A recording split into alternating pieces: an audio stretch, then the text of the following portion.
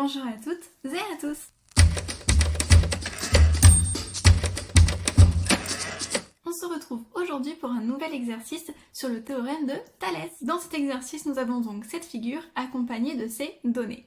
Grâce à la figure, nous savons dans quel ordre sont agencés nos points et nous savons que les droites BA et DC sont parallèles. Cela nous permet donc de savoir qu'on peut utiliser le théorème de Thalès. Maintenant, il faut penser à comment on va présenter notre exercice. Dans un premier temps, on note ce que l'on sait.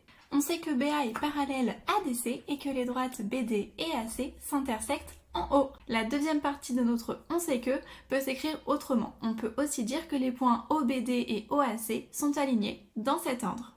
Une fois que l'on a noté ce on sait que, on peut passer à la propriété que l'on va utiliser. On note donc d'après le théorème de Thalès. Il n'y a pas besoin de réécrire tout le théorème de Thalès, mais il faut tout de même indiquer que l'on va s'en servir. Et grâce au théorème de Thalès, on conclut que OB sur OD égale OA sur OC qui est égal à BA sur DC.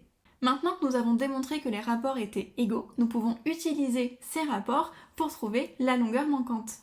Nous remplaçons donc dans nos rapports les données que l'on a dans notre énoncé. On sait que OB est égal à 4 mètres, OD 12 mètres et enfin OC 7,5 mètres. Maintenant, nous gardons uniquement deux rapports, celui avec notre inconnu et une valeur connue et un rapport qui est complet.